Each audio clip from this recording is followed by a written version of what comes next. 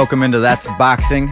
That's boxing. Special edition midweek episode. That's how much boxing there is. Yeah, That's boxing overtime. Overtime. Ooh, I like that. Let's go. Okay. We need catchphrases. We're building our bank of catchphrases here. Well, this episode, specifically, we're just going to break down the big heavyweight showdown coming up Saturday morning. What's your plan? What's your game plan with morning boxing? Just coffee? Lots of coffee. I'm doing chicken and waffles. I decided. I got the deep fryer out. We're doing it up. It's going to be legit. Come through. Come through. Everybody come through. What time is it happening? I think it's 10 a.m., right? It's too bad we're not neighbors. Yeah, that would make things a lot easier. If I didn't have the family, I'd just come live here in the studio. Well, that's what you need. If you're devoted to this podcast, you need to leave your family, leave your friends. It's 11 a.m.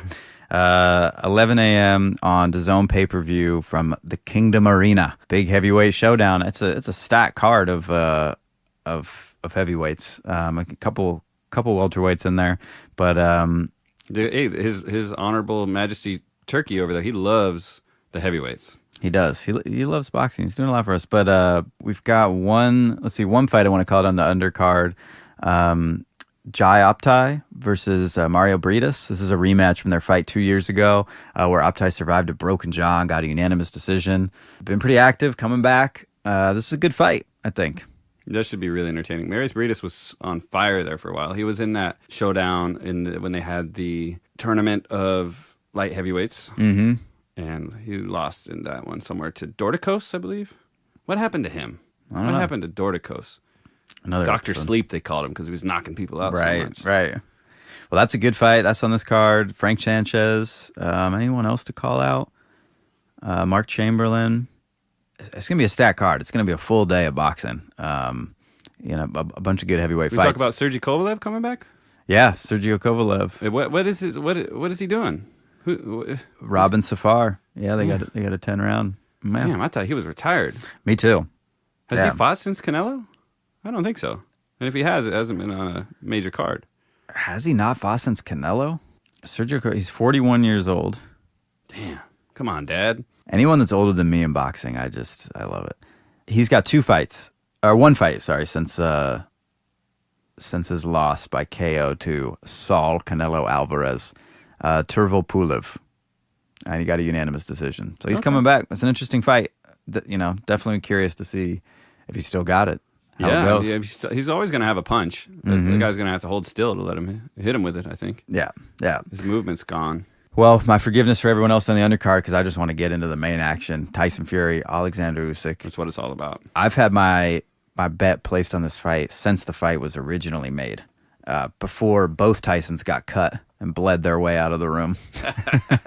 Yeah, dude. His dad's got to calm down with the headbutts. And how are you going to cut your own self when you're headbutting a dude? It's half your size. It's a bit pathetic. It's terrible. It's a bit pathetic. But, none of the Tysons are right in the head. None of the Furies are right in the head. Yeah, it's part of their brand. Yeah.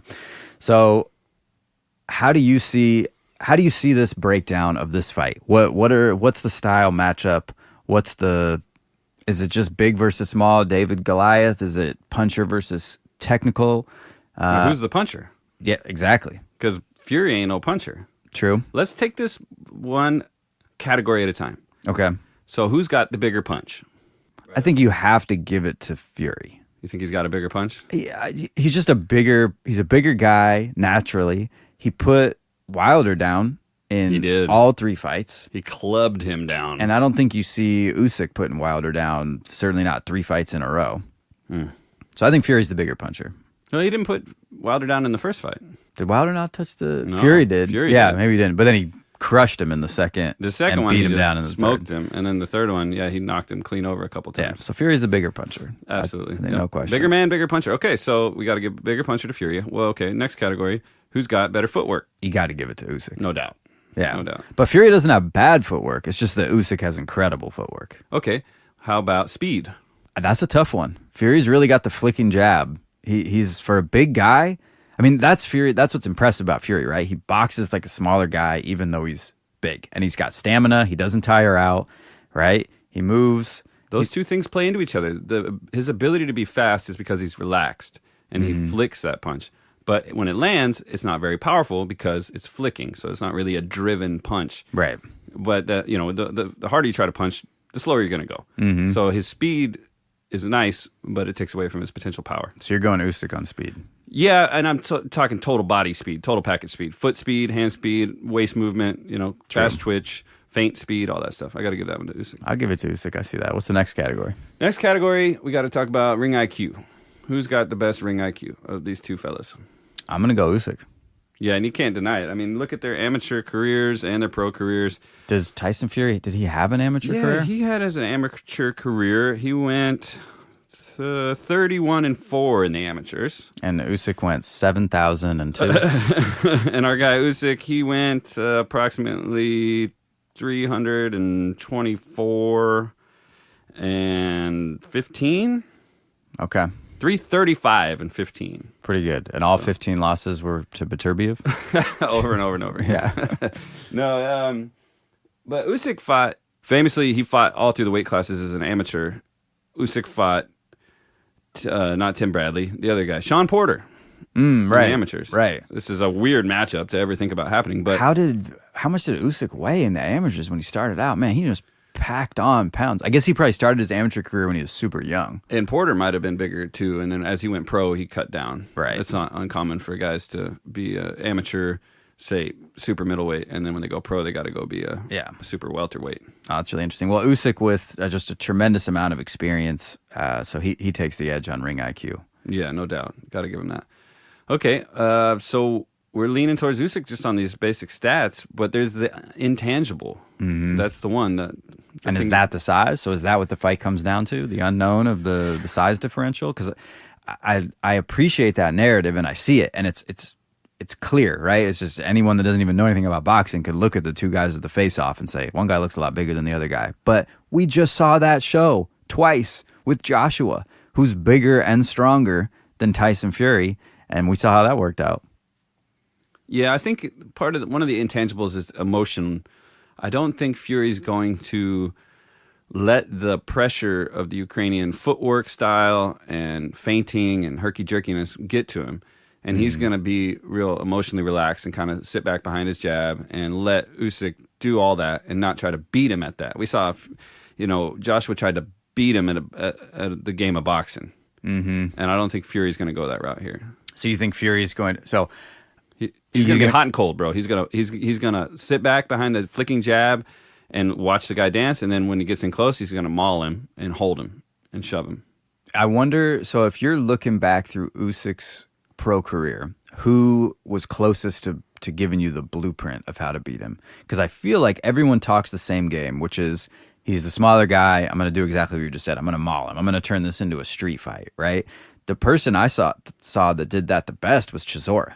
Whoa. Derek Chisora with that head down style, he gave him trouble for 5 rounds. It was he brutal. Ran out of steam. I thought when I was watching that, I thought Usyk's heavyweight career was going to be short lived because it's like, bro, you're just not big enough to hang with these guys. But he just survived, and by the end of the fight, Chisora was gassed. Now that's probably not going to happen with Fury, but that's also kind of Derek Chisora's natural style, and it's not really Fury's natural style. He's a bit more of a back foot, feinting, flicking the jab, and then finding his little openings. Yeah. I think maybe a good game plan for him would be come out and just go nuts from the beginning, win the first 2 or 3 rounds, and maybe get an opening. Because we saw Usyk get hurt against Joshua. Yeah. He got rocked a couple times. Yeah. But he was able to survive. So can Fury do the same? Can he just go out there swinging haymakers and surprise him with an early onslaught? Yeah. And not play that little footwork dance game and try to time him. Don't just throw timing out the window and just go crazy. Just try to hammer him out of there. Yeah, it's just so not his style. If it was a 4-round fight, it would make sense. But it's a 12-round heavyweight unification. It's kind of a big deal. So he's probably going to sit back and relax a little bit. It's a weird matchup. It's a weird style matchup because I think in some ways because they're not quite opposites. It's we can't even find the intangible thing that's going to decide the fight. Well, they do have a shared opponent. We could look at that in the Derek Chisora. In Chisora, yeah. Recently, Fury fought him, and it was almost like a sparring session. Yeah. And it was doing him a favor, nearly, helping him get a paycheck, and it was so brotherly and friendly, even as he beat him down. Yeah. And they fought back in 2014. The similar thing happened where Chisora just didn't get up off the stool in the 10th round, and that's fair. But the second time he fought him, he was 3 or 4 losses after Usyk fought him. And Usyk, he did great in that fight. He had to overcome the adversity, prove that he could be a real heavyweight. But you can't really do boxing math with this guy beat that guy, so this guy, and they both beat him. So the train rolls on. I don't know. Yeah, and again, we talk about him being the bigger puncher, so it's like that's on display with the manner in which they beat him, right? Usyk survived to the points decision, and Fury beat him down. But has Usyk grown since then in stature? I think he has. I mean, he's knocking down Dubois with a jab, getting him to quit. He's clearly got some power, and that's we get into predictions for this fight, right? And obviously, I'm going Usyk. I think Usyk is the number one pound for pound boxer in the world. I think he's clearly at the latter stages of his career. Wait! You said he's number one pound per pound? In my opinion, you put Alexander Usyk above? Absolutely, above everybody. Above Inoue? Above everybody. Above Crawford? Yeah, for many reasons. I think truly pound for pound, he looks the best, but he's also the only one who actually has to fight with a pound for pound handicap. Everyone else is normalized. He's not. He's a blown up cruiserweight that's gone up to heavyweight. And if he beats Fury, I think he cements himself number one pound for pound. There's no question. Wow. Becomes the first unified heavyweight champion in the 4-belt era. After From already being the cruiserweight. cruiserweight. Was he unified at cruiserweight? Yes. That's number one. What else would someone have to do? Yeah, no, that's the best. That's for sure. And the heavyweights, they steer the sport. They're the kings of the world there, for sure. And to be a smaller heavyweight, like if you're a bigger heavyweight, right? You're like, well, hey, I'm the biggest guy ever. I'm fighting. I'm punching down, right? Everyone else should be punching sideways. Everyone weighs the same, but he's going in there undersized, underweight, and competing at the highest level. To me, that counts for a lot. Well, speaking of weight, he's consistently weighed in at 221 pounds since the fight he had with Chisora, where he was 217. Mm-hmm. And then that was only his second fight at heavyweight. Before that, his debut heavyweight, he weighed in at 215 against a 242-pound Chaz Witherspoon. And we all thought he struggled quite a bit in that fight. He looked real tired in the corner, and he pulled it out, but it was not a great performance, and a lot of people were kind of down on him at that point. But he was proving itself because he fought a 240-pound Anthony Joshua twice and won clearly in both fights. So we'll see if size can really work in Fury's favor. He's coming off this kind of embarrassing loss to what I didn't even really consider a proper boxing match. No. This kind of carnival show. But he looks like a totally different human being now. I said loss. He actually won. Well, but it was a loss. He lost everything but the scorecards. It was a loss. I mean, first of all, he probably did lose, should have lost on the scorecards. But even if they got it right, he only had one. Like, he could only lose that fight. Dominant win is a win. Anything else is a loss. Right. And that was far from a dominant win. It was just embarrassing. But he looks like a different human. He's cut up. Yeah, his body looks good. He had a visible ab. I could see there was one little thing that could have been an ab there. I think they might have like clothespins on his back or something. Yeah. Oh man, that's a horrifying image. They got him all pinched up in the back, dude. Do you think that the cut benefited him? How so? Well, give him more time to train? Yeah. I mean, more time to get in shape. I mean, he looks like he's lost 10% body fat since the cut. It's not a conspiracy that he got cut to try to give himself more time, but I think from where he was at, both physically and psychologically detrained from essentially retiring and becoming a reality TV guy. And then coming back and having this terrible performance. Having another, UFC fighter. 3 months to That's train? I think it's going to benefit him quite a bit, and I think if I'm Usyk, I'm like pissed about that. Yeah. In this instance, they used the time properly. He's clearly in better shape and probably in better mental condition as well. So yeah. Meanwhile, Usyk was ready, dialed, went through camp number 1, and kind of had to just go right back and do camp number 2. So he's been in camp now for 6+ months. Yeah, and it's possible to overtrain. Right. Physically and mentally. It's a fine line a fighter has to balance for their mental and emotional health and their physical health to be in peak shape on fight night. But he's a consummate professional. He's been doing this his entire life. I don't think that this is going to derail his momentum, but he's got to have a tough night. Yeah. It's going to be edge of your seat action. Okay, so what's the path to victory for Usyk? How does he win this fight? 1 round at a time. That's it. Yeah. You just go in there understanding the decision is likely, and of course, if you see that you're breaking him down, you take whatever path. You put your foot on the gas however hard you need to, but you just view it in 3 minute increments. Absolutely. And try to just outpoint the guy every time. He's probably going to be Usyk is probably going to be looking to move a lot and land some stinging punches moving in and out of range. Mm-hmm. Fury's going to look to catch him on his way in and out of range. And I think he's going to be looking to hit him in the body when they do exchange. Yeah. Especially, do you think Usyk is weak to the body? Do you think it's fair that people say that from that Dubois questionable low blow? I don't think so. I think every boxer is vulnerable to a body punch, especially while you're in the middle of a punch. Yeah. And the lower it goes, the harder it is to handle. Sometimes, what's funny is people never say, oh, he's vulnerable to the head, right? Like, oh, he got knocked out in the head, because everyone just assumes like, well, yeah, the head. Everybody's head is vulnerable. Right. But that's everybody's body's vulnerable. Yeah. Like, it's not I think it's because people attribute it to weakness. They assume a body punch hurts, but physically you can overcome it. It's just your will. And that's a total mischaracterization of a body shot. If you get dropped to the body, you get dropped. The brain forces the body. It's a swelling of the internal organs that literally sends a signal to the brain that says to move you horizontal because down. Something is wrong. Level the blood out. Yes. Yeah. I've been dropped to the body, and it was like I got shot by a sniper from outside the room. I could not move. My legs were gone. I was dragging my lower half like a dog got run over by a car. Jeez. I'll release that video someday. Yeah. The noise is hilarious. And now I did get back to my feet, but it was in sparring, but it was on video. But had it been a competition, I would have been in a lot of trouble. Right. I did make it up, but in sparring, the guy we just finished the rounds, respectfully. Yeah. But in a fight, getting up off that, I would have been in real trouble because I felt like I'd been shot right through the gut. Yeah, dude. so people don't realize that. So it doesn't mean he has some particular weakness. And also, we talk about ring IQ, veteran savvy. The second he realized it was ruled a low blow, which was immediate in that fight, you take your minutes.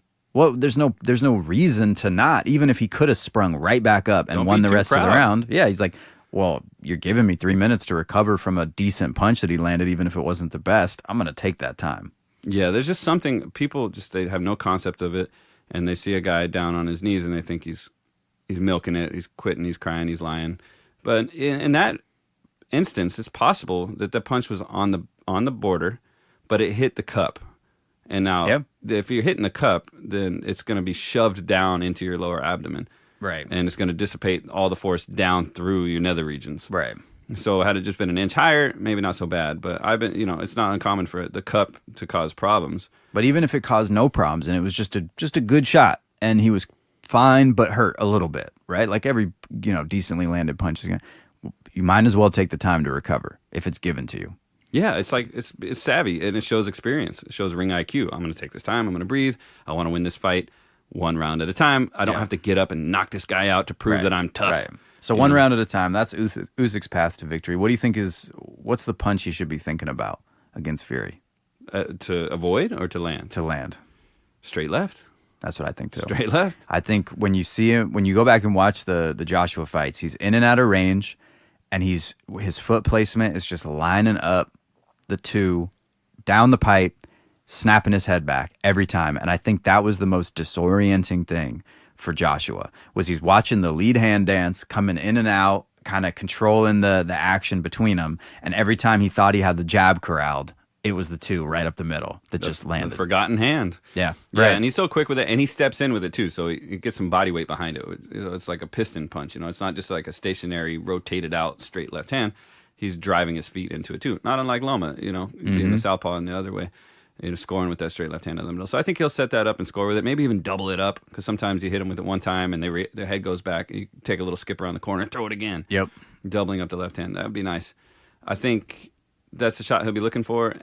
But Fury knows that, and he'll be looking to counter that with some kind of right hand across his body with an uppercut or a right hook or something. Okay, so what's Fury's path to victory? Is it mauling? How does he get the W? If his path to victory, I think, would be busy jab. Don't play the hand dance game. Don't try to time anything on this guy. Try to lead the dance and just dance to your own rhythm, and a violent rhythm. And in the gym and in boxing, you hear this term, stick and move. Mm-hmm. Well, lately I've been saying, no, don't stick and move. You got to murder and then move. Right? So I think if he just mauls him, ties him up, shoves him, roughs him up, walks him to the ropes, jams his shoulder into his face, and says, I'm not playing this fancy dance footwork game with you. And then he switches gears, and he's cold for a while, and he just kind of moves around and lackadaisically flicks the jab. And then next time Usyk tries to, make something happen, he'll just come back and murder on him a little bit again and just take bites at him like that. I could see that. So basically, he's got the longer reach. So keep him at bay so that Usyk can't get his work in. And then when Usyk gets inside to get his work done, make sure you get the better of that exchange in a violent way. Yeah, no matter. Yeah, and don't worry about it being pretty because he's never been he gets a lot of credit for being a good boxer, but he's not the prettiest boxer. He's not the most accurate guy. He's a rabbit punching mauler. Clubbing, all this controversy about him having loaded gloves because his glove looks like it's coming half off. Yeah. He's flicking his hand. Some of those pictures are super weird. Very how sus. his hand looks. I think it's not abnormal. The competition glove has no padding in the wrist. There's no wrist support like a normal training glove. People are pretty shocked when they get their hands on an actual competition glove. There's not much to it. You're basically barehanded in there. There's the wrist support is up to the hand wrapper, and then you put tape over once the glove is taped as well, and that adds a little bit. But it's really loose on there. It's not a whole lot. And he makes use of that. Absolutely. I mean, he's hitting with the crux of his wrist half the time when he's inside like that. It's crazy. Yeah. And he's got huge bones. He's like a freaking troll that lives under a bridge somewhere. And instead of clubbing you with a stick, he's clubbing you with his arms.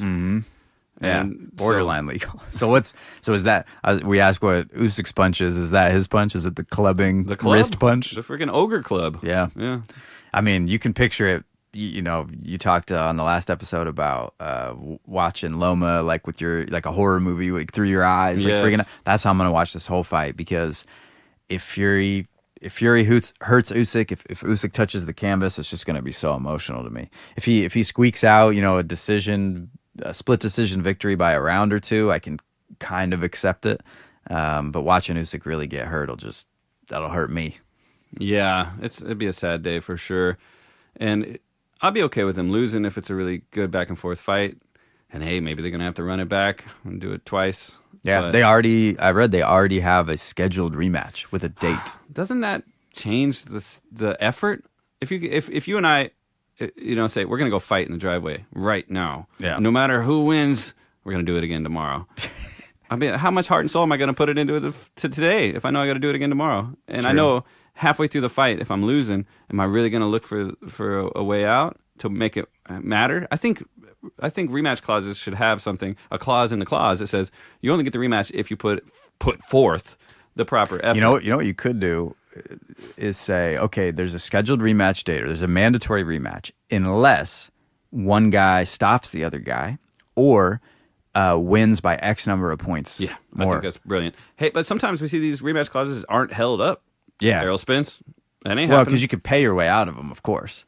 But if Usyk wins, there's no way that he's taken. Wait, if Usyk wins, who would pay? Okay, if Fury wins, there's no way that Usyk's getting paid off from the rematch. No, he's going to come back. He wants the rematch guaranteed 100% because he's all about legacy. Yeah. Nothing quite like heavyweights and nothing quite like Tyson Fury. These are two really special guys and a really special time in boxing. It's been on fire lately. Just weekend after weekend after weekend of amazing fights. And this has potential to be fight of the year if they really give it to us. I feel like it's either going to be fight of the year or it's somehow going to be a snoozer. Like nobody engages. It's an insane amount of straight punches and in and out Ukrainian dancing from Usyk and a bunch of flicking jabs from Fury, and it's tough to score, and somebody gets the decision, but it doesn't even feel like they won. That would be a worst case scenario. But it feels extreme, right? Like it's one extreme or the other. I can't picture that much in between. Yeah. Oh man, it's definitely gonna be edge of your seat action, man. Waffles and coffee, try not to spill the syrup, when the guy gets knocked down. I don't know. I don't think I'm not predicting any kind of knockout. Mm-hmm. I think this is a points decision and a close fight. Okay. And I think a close fight win for Alexander Usyk would be a realistic.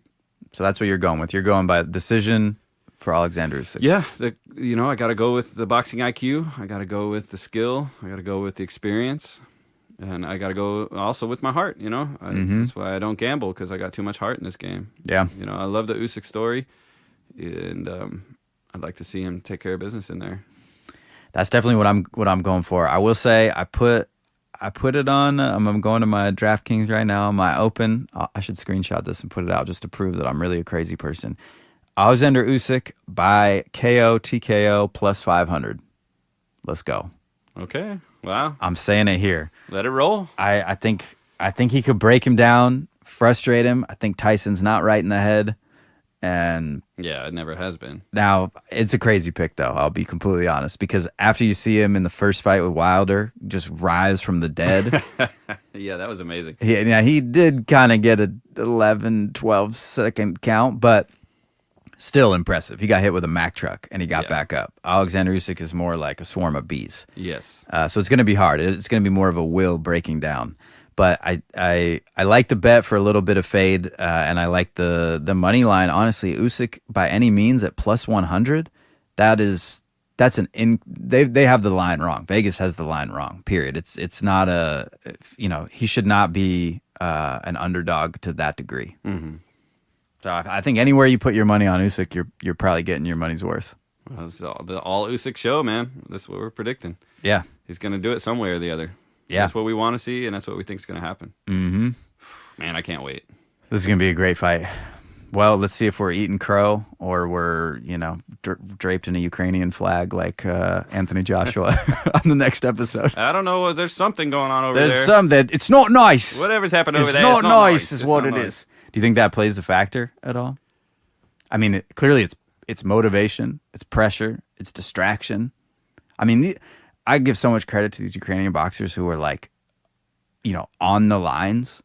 Like they're going out and engaging in the conflict by rallying their people. And I mean, yeah, and they're doing it for real too. This isn't like when they sent Elvis over there, to war and put him on a press tour and put him in a uniform for 20 minutes for some pictures. No, it's a war-torn country and they're out there, again, engaged in it. It seems, I can't imagine doing that and then trying to, I can't even get my runs and my calorie count in now. And I got no conflict. Yeah, I'm pretty sure that Loma lives most of the time in California now. And it's interesting because they train in a gym in Oxnard, which is the next town over from where I grew up. And growing up in Ventura, I just wanted to get away. I moved away from there when I was 17. I wasn't into it. I wasn't into the California culture. I wasn't, feeling. Didn't you move to Idaho? I moved back and forth between Idaho and California. Yeah, you really stepped it up. Southern California to Idaho. That's a lot of people make that. Yeah, no, I really screwed it up because after high school and everything, and I had my own choice about where I wanted to live. I moved from Ventura, California, which is like a postcard came to life, just south of Santa Barbara, to Gulfport, Mississippi. Yeah. Okay, which is right next to Biloxi, which is not really the great place for a young kid to be living. But either way, that's another story for another podcast. But when I see all these, I find out later as I grow up and get more into boxing and try to have my own career. Now I have a career as a coach. Back in my hometown, Loma's running down the beach. Yeah. And it's right next to Oxnard where Robert Garcia's famously trained his fighters at. And there's so many famous dudes training there. And, I really screwed up. If I had a time machine, I would have never left California. Yeah, well, we'll do another episode with all your regrets because we'll probably be a multi-parter. Yeah, well, that'll be super overtime. Deep thoughts with Coach. Yeah, deep thoughts with Coach. That's our next segment. Well, let's see if we regret laying it all out for Alexander Usyk. But this is the fight to look forward to. Super excited, and we'll break it all down for you next Monday. And as usual, if you get on social at That's Boxing Podcast on TikTok or Instagram and you make an accurate prediction, you're going to have lunch on me. Yeah. But I want Kim Jong. I want accurate predictions. I want timestamps. I want punches. You can't just say Usyk's going to win. That ain't getting you lunch. Yeah. We need a round. We need a method, everything. Break it down. Break it down for us. Tell me get on social at That's Boxing. That's Boxing Podcast. That's What's Boxing Podcast. We've updated our name from That's Boxing to That's Boxing Podcast. So officially, make sure you keep up. And hey, we got a bunch of new followers on TikTok, and we're growing all the time. We're going to be going to these fights before you know it. So get on the train now, man, because our initial fans, that's where you want to be at. You're going to be the first generation That's Boxing Podcast fans. There's nothing like it. We're changing the world. We're changing everything. Nothing short of that. We are changing everything. We're changing everything. Well, that's Coach. That's Dust. And that's Boxing.